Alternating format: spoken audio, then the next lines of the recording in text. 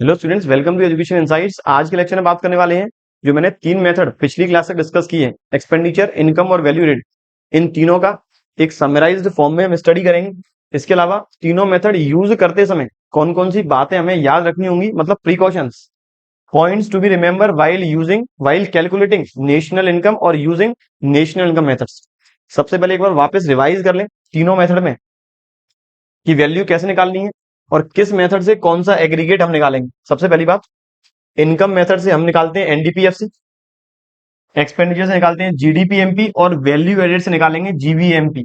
GVMP को ही जीडीपीएमपी का नाम दिया है।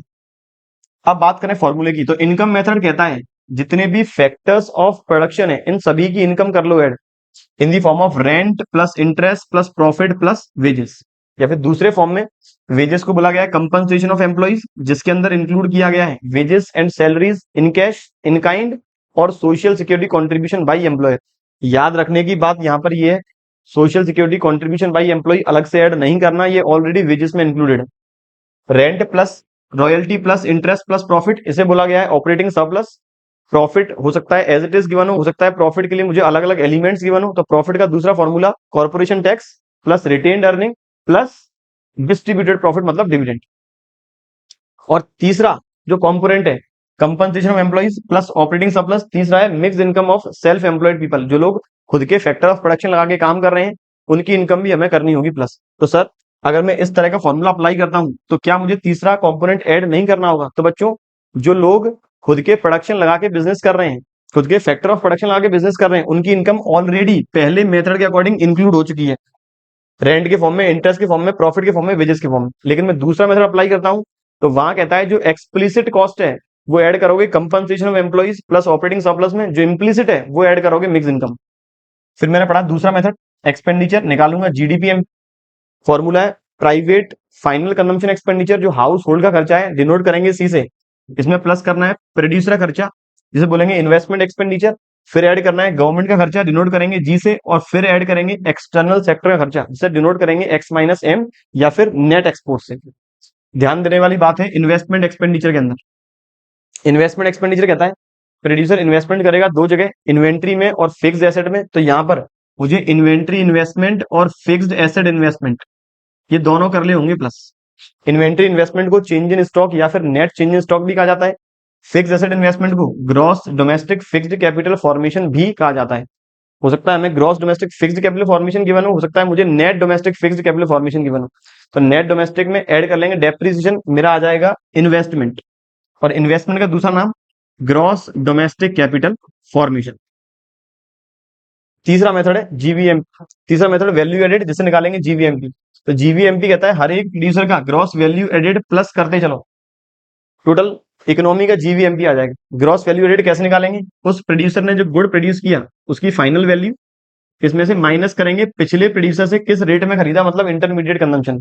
हो सकता है वैल्यू ऑफ फाइनल आउटपुट मुझे डायरेक्ट इसी फॉर्म में गिवन हो, या हो सकता है मुझे सेल्स, स्टॉक और सेल्फ कंजम्पशन के फॉर्म में गिवन हो सकता है सेल्स भी मुझे डोमेस्टिक सेल्स और एक्सपोर्ट सेल्स के फॉर्म में गिवन हो।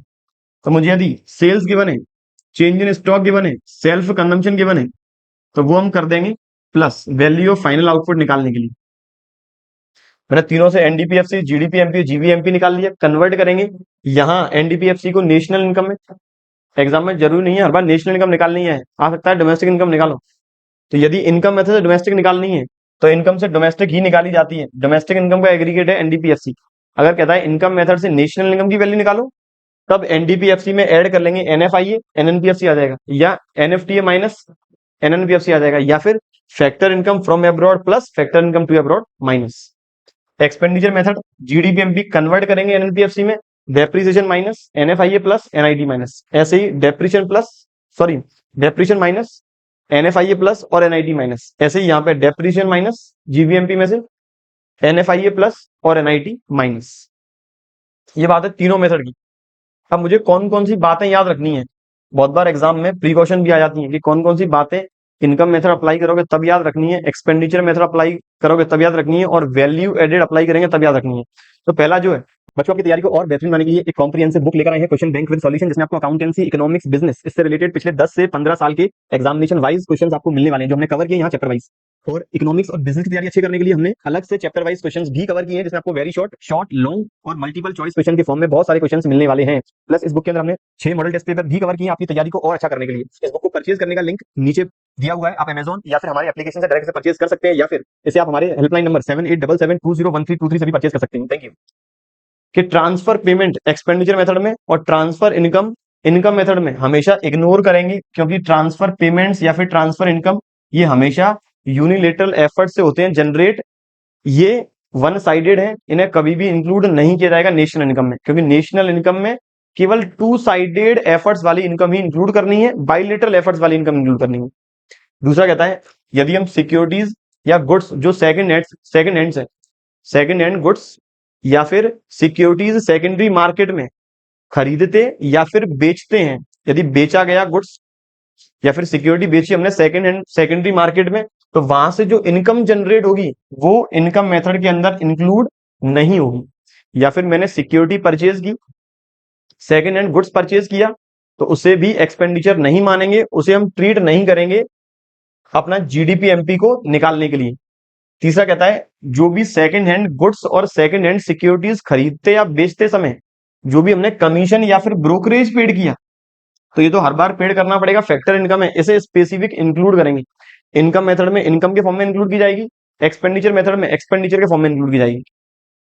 अगला कहता है जो भी सेल्फ सर्विसेज है, जो वैल्यू एडेड मेथड था जो कह रहा था सेल्फ कंज्यूम्ड गुड्स की वैल्यू इंक्लूड कर लो, वही मेथड कहता है यदि सेल्फ सर्विसेज है, सेल्फ कंज्यूम्ड गुड्स क्या था, फार्मर ने खेती करी, गेहूं का उत्पादन किया, वीट का प्रोडक्शन किया, कुछ गेहूं अपने लिए निकाल लिया सेल्फ कंजम्पशन के लिए, तो उस गेहूं की फिक्स्ड मार्केट वैल्यू है वो हम इंक्लूड करेंगे वैल्यू एडेड मेथड के according value of final output निकालने के लिए। लेकिन यदि हम खुद को सेल्फ सर्विसेज प्रोवाइड करा रहे हैं या खुद को सर्विसेज प्रोवाइड करा रहे हैं, जैसे मैंने अपने रूम की सफाई कर दी, अब इस सफाई करने की मैं मार्केट वैल्यू कभी भी डिटरमाइन नहीं कर पाऊंगा, तो सेल्फ सर्विसेज की कोई फिक्स्ड मार्केट वैल्यू नहीं है, तो इसे हम इंक्लूड नहीं करेंगे नेशनल इनकम निकालते में वैल्यू एडेड मेथड के अंदर।